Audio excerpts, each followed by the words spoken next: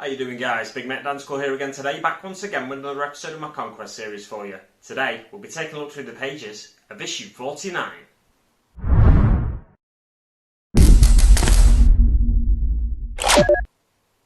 Don't forget to check out the latest video from the Hobby Corner.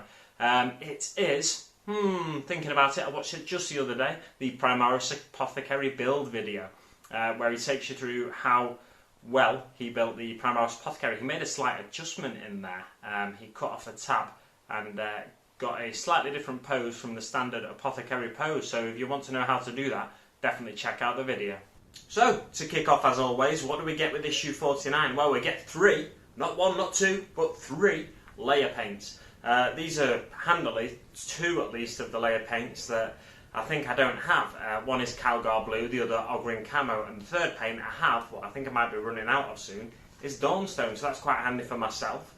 And they are £2.75 a pot, times by 3 gives us £8.25, which means you get a 26p saving on the issue. It's better than a kick in the plums. Looking at the front cover, what comes inside the issue? Well, we get highlights with new layer paint, so they're going to show us how to do some more highlighting.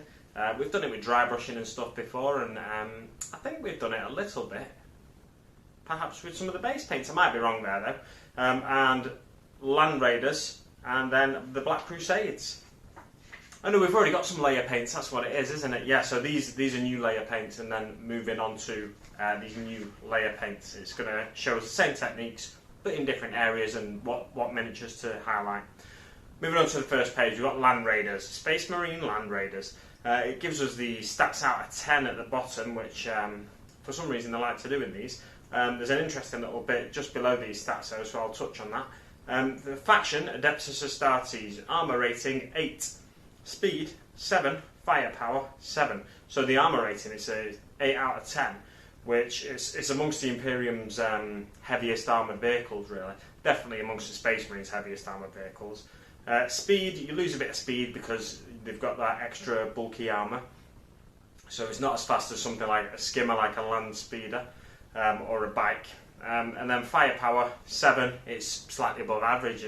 You can mount las cannons on the side sponsons and the heavy bolter. That's your standard loadout. And then there are a few different patterns of Land Raider which I'll touch on in the next pages. Just below that though, class heavy armed transport, also employed by the Adeptus Custodes, classified and classified. So what could those two classifieds be? I suspect one of them is probably Grey Knights, because the rest of the Imperium isn't supposed to know about the Grey Knights. The Grey Knights, if you don't know, the demon hunting faction of Space Marines that are rumoured to have been imbued with the Emperor's own gene seed, but that's purely rumour and speculation. And then the second classified could be the Inquisition, but I'm not sure. What are your thoughts? What could that second classified be? Or maybe you think I've got both of them wrong, and both classifieds, just pop it in the comments below if you've got an opinion on what the classified sections could be there. Transport capacity, 10 Space Marines. Crew, 2 Space Marines. Standard armament, twin heavy bolter, 2 twin las cannons. Optional, hunter killer missile, storm bolter, and multi-melter. Engines, Mars pattern adaptable thermic combustor reaction engines. Equipment, smoke launchers. Embarkation points, top, front, rear, side. And note, cannot transport Primaris Space Marines. So perhaps that's why we're not getting one in the course of this magazine, because we're getting mainly Primaris Space Marines. We're also getting scouts, but typically you don't see people putting scouts in Land Raiders. You tend to put important characters in Land Raiders, and often you'll see people put Terminators in Land Raiders that are a bit slow at getting across the battlefield, but they want to get them to a certain point to assault the opposition army or something like that. Moving on to the next page, you get this lovely big diagram, which I think it first appeared in... there was this like a supplement that they used to put out in White Dwarf. I can't think of the name of it. I've got it upstairs, or a collection of all the supplements in book form. But yeah, this I think first appeared in that, and it shows you some of the inner workings of a Land Raider. There's nothing to point out what bits are what in here, which is unfortunate. It'd be nice if they did that, I think. But nonetheless, it's a lovely bit of artwork, and you can sort of work out what bits are what. You can see the engine at the back there. There's a platform to stand on if you want to fire that storm bolter. You pop your head out the hatch and fire the storm bolter. There's a Space Marine helmet there. You can just about see the seats as you cut away there. Then you see the inner workings of the tracks, the motors and stuff. Mounted bolt guns there for your crew to pick up just on the way out of the front doors of the Land Raider. The front of the Land Raider opens up, and it's like an assault. It's an assault vehicle. The Marines can just grab the weapon on the way out and run out and start assaulting the enemy straight away. So yeah, it's a highly venerated vehicle of the Space Marines for sure, the Land Raider. And moving on to the next page, there's some Land Raider variants it talks about. One is the Lambretta Crusader, heavily employed by Black Templars. It's got storm bolters, or hurricane bolters rather, on the side sponsons, which is basically 3 twin bolters on each sponson. And then it also has a melter weapon on top. And the Land Raider Redeemer is sponsor-mounted dreaded flamestorm cannons. So that's the one with the heavy flamers on the side, basically. And they send burning sheets of promethium into the thick of the foe. The Redeemer was first used by the flame-bearing Salamanders chapter. It's also got, I think, a Gatling cannon on the front there as well, by the looks of it. These two are painted in the Crimson Fist colours, as is the one above it actually.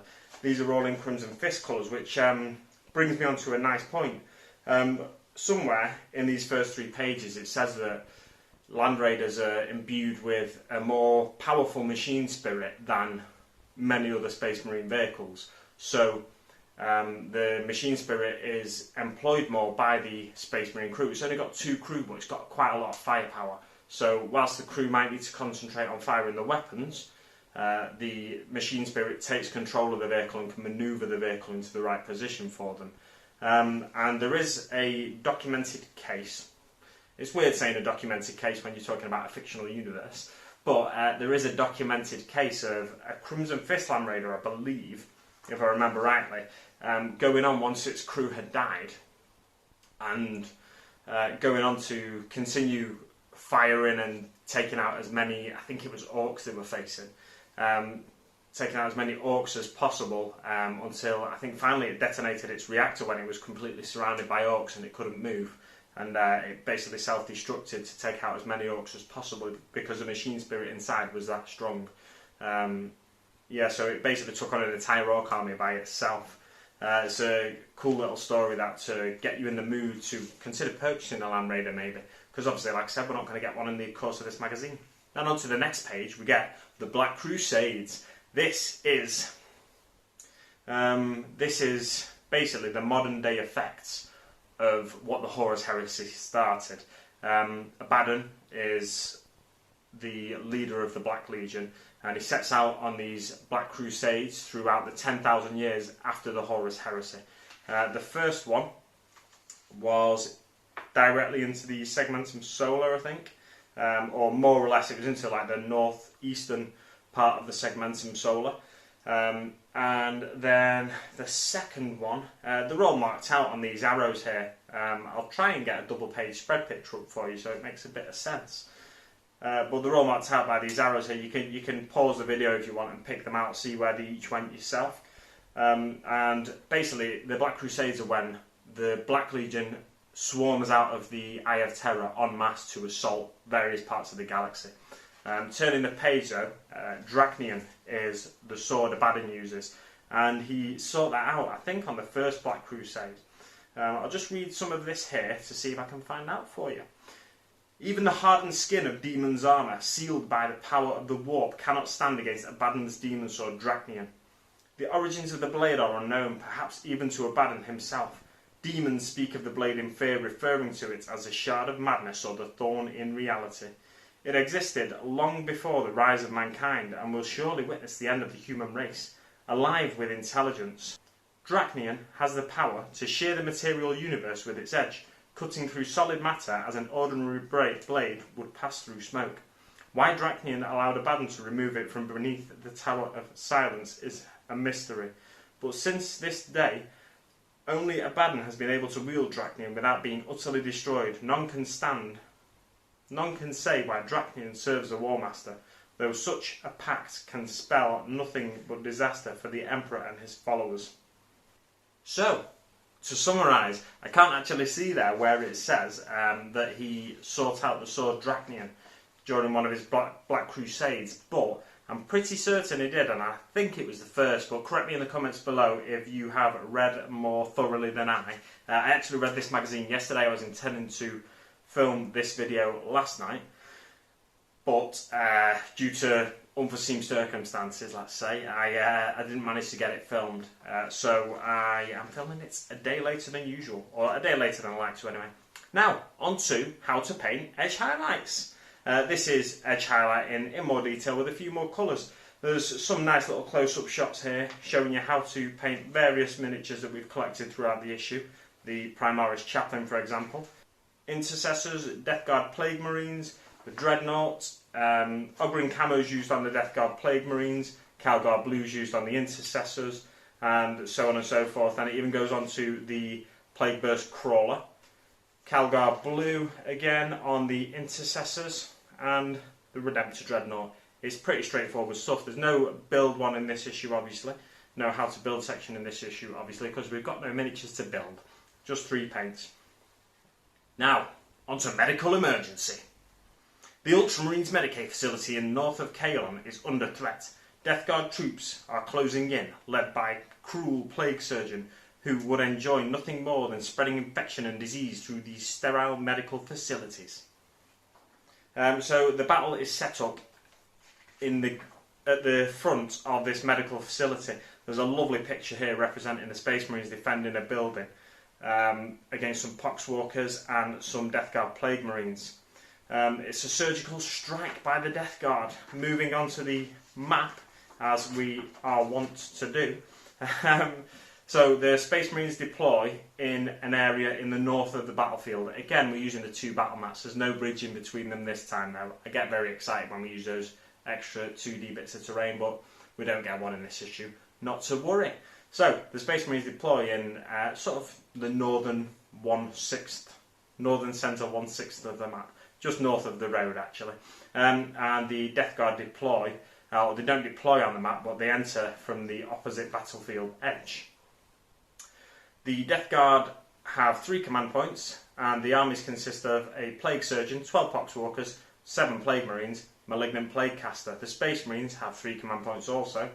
The Primaris Apothecary is taken, Primaris Librarian, 5 Intercessors, and 3 Aggressors. So it's a considerably smaller Space Marine force than the Death Guard force. We've only got 10 miniatures for the Space Marines there, where the Death Guard are taking 19, 21 miniatures, so double plus 1. Deployment after placing objectives. As I've said, the Space Marine player deploys their entire army in the blue zone at the top of the battlefield. The Death Guard do not deploy on the map. They will move on to the board edge at the start of the first movement phase. Measure the distance starting at the edge of the mat. So your forwardmost edge of your bases, you can put it 6 inches from the edge of the start of the map, basically. The Death Guard player, or 5 inches, whatever the Death Guard movement is. I think it's 5 inches for a Plague Marine, isn't it? The Death Guard player takes first turn, so they're going to be moving across pretty quick, hopefully. If I was a Death Guard player there, I'd start advancing straight away, just to make sure they do make it across the battlefield. The last thing you want is to be not even making it to the Space Marine deployment zone. Victory conditions. Death Guard units can enter the Medicaid facility if, at the start of their movement phase, they are within 1 inch of the objective marker. Oh, you place an objective marker, basically where the 2 maps meet, right in the centre, at the top, at the edge of the battlefield, where the Space Marines deployment zone is. There's a cross marked on the map, you'll see it here. If they are within 1 inch of the objective marker. If 1 or more Death Guard units does so, the Death Guard player is victorious. The Space Marine player is victorious if no Death Guard units have managed to enter the Medicaid facility by the end of the 5th battle round. So, although the Space Marines heavily outnumber the Death Guard in this one, like I said, you might want to advance. And if you want to advance, to make sure you get your models across the battlefield, because you've got no fast units here as a Death Guard player, you've got no flying unit or anything. So you may want to advance, like I said, and that prevents, or it makes your shooting less accurate. Your poxwalkers obviously aren't going to shoot anyway, so you can advance them every turn. Unless you want to charge your Space Marines, in which case you'll have to just move and then charge the Space Marines because you can't advance and then charge. The Space Marine player is victorious if no Death Guard units have Oh, I've read that already, haven't I? I'm just rereading things now. This is utter madness. So, yeah, that's it. So the Death Guard player wins if he gets a unit or a single model into the Medicaid facility, and the Space Marine player wins if the Death Guard player fails to do that. So, like I said, advance across the battlefield as quickly as possible as a Death Guard player, because you've only got 5 battle rounds to do it, and as the Plague Marines only move 5 inches a turn, the Poxwalkers are only 4 inches a turn, so up to 10 with advancing. Now, onto the back page. What do we get in the next week's issue? If you've not forgotten, we're getting 10 Chaos Cultists. And then, the following week, we are getting some terrain!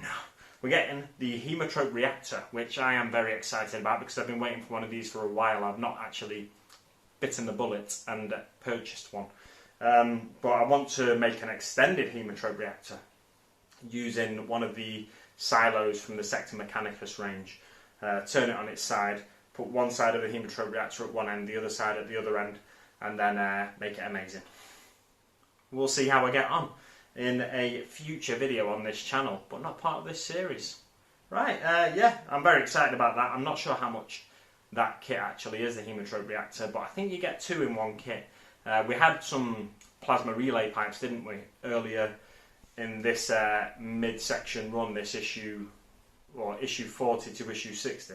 We've already had some plasma relay pipes, and I think we only got half of what you actually get in the kit, so I assume from issue 60 to issue 80 we're going to get more plasma relay pipes and another Hemotrope Reactor, unless we get another Hemotrope Reactor before the end of this run, but I don't think we will, based on the battle map we've got, because where the 2D terrain is marked out, we've only got 1 Hemotrope Reactor and 1 set of plasma pipes. So, that's my speculation over for this week. Thanks very much for watching, guys, and I'll see you on the battlefield.